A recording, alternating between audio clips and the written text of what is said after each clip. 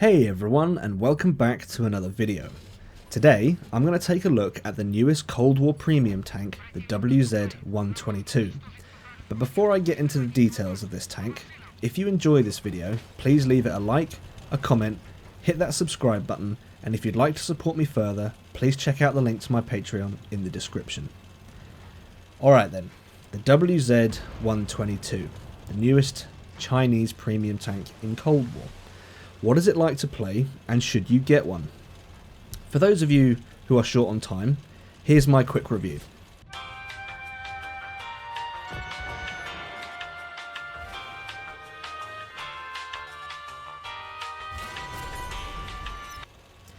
And that's my quick review done. Yeah, one bang in an FV 4211. Do I need to say any more about this tank? Yeah, I probably should. Yes, this tank is worth the 13,850 gold. You've got a mobile medium with a 4-missile autoloader. That's pretty good. The main gun stats, they are down somewhat compared to the M60 Rise, but for me personally, I'm willing to accept that for balance reasons. Striking at range, the capability that this tank has to strike at range makes it a great all-rounder. Right, what I'm going to do now, let's look at this thing in a little bit more detail. The 122 feels like a typical medium when you take it out. Its top speed is 55 kilometers an hour, but due to its engine horsepower of 690, it does feel a little sluggish when heading up an incline.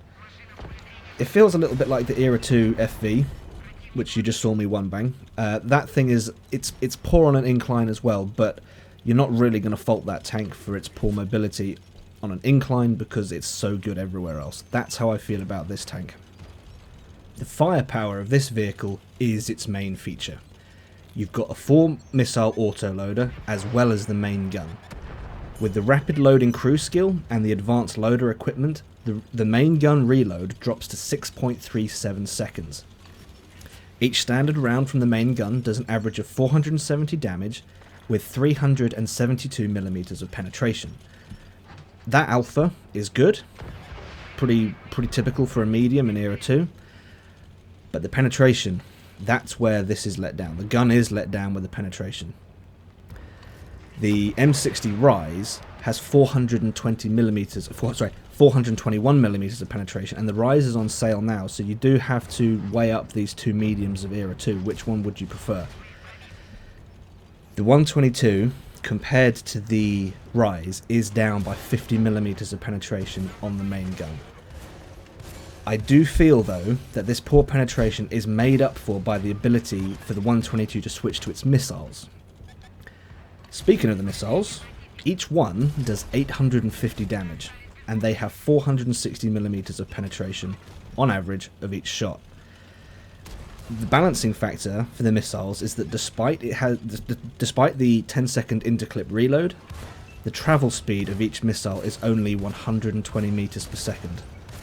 And I'm getting myself into all kinds of bother here.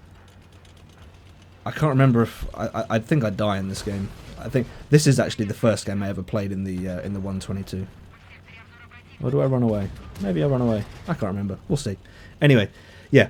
The 120 meters per second travel speed of the missiles is where the missiles are balanced when you compare them to the other missiles in Era 2. And like, just for an example, the Sheridan, 320 meters per second, BMP-2, 208 meters per second, Arctic Hiss, 296 meters per second. Sorry. That means that the 122 gives a target plenty of time to find cover should they see a missile coming at them from range. As of now, I believe the 122 is the only tank in the game that can switch from a standard tank gun to missiles. This, in my opinion, I've seen a clip or two of this. This introduces a new style of play, which is fire a missile, and if the target doesn't move, just before the missile reaches the target, switch to the main gun, fire a shot. And then the missile will also impact the target if the target hasn't moved. You know, it does require a stationary target for this to happen. But in theory, you can do 1,320 damage in one engagement.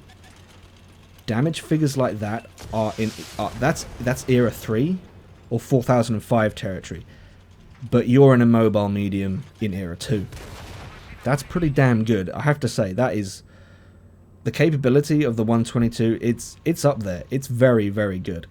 Now, I haven't tried this technique myself, but I have seen Community Ambassador Gallant Prime do this to great effect.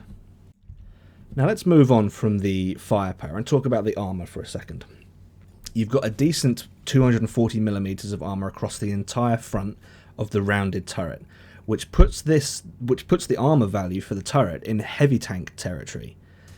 The turret armor for the 122 is actually better than the T-72 Ural, which is the level 100 reward tank for this season. So this mobile medium has better turret armor than a heavy tank. That's very, very good. But while the turret armor is great, and it might sound amazing, playing this thing hull down can be a challenge because the gun only has 5 degrees of gun depression. That is 1 degree worse than the T-72 premiums in the same era. And as we all know, any Russian tank is famous for having poor gun depression. But in this case, it would seem that the Chinese have got it worse. This has led me to make some pretty poor plays, and you actually saw a poor play of mine. Despite me one-banging that FV, it did require me to drive straight up on the hill, and as I fired, I got spotted, and I got absolutely slammed for it. But I did one-bang an FV, so, you know, pick your battles. All in all, though, I do like this tank. I like it very, very much. It feels balanced to me. And I really like the playstyle variation with the traditional tank gun being mixed with the use of missiles. That's not something that we've seen very much of, and I like this different take on the game. It's nice, it's refreshing. I would recommend this tank to anyone who wants a variation in their playstyle for Era 2.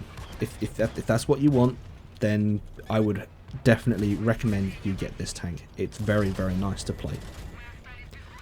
Alright, that's about all I have for this one. If you've enjoyed this video, please leave it a like, if not a dislike. Don't forget to hit that subscribe button, and as always, I hope you're all still keeping safe, and I will see you out there.